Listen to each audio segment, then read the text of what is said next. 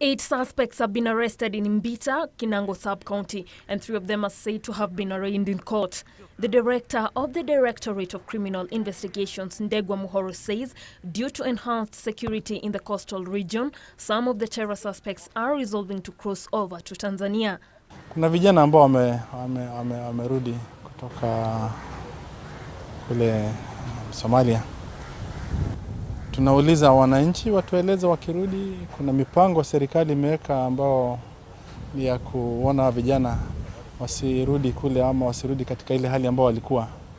Lakini pia wananchi tunauliza wasaidie kama wanajaribu kufanya ile tunaita radicalization, kama wanajaribu kufanya recruitment, kama wanajaribu kupiga wale ambao wanajaribu kushirikiana na serikali.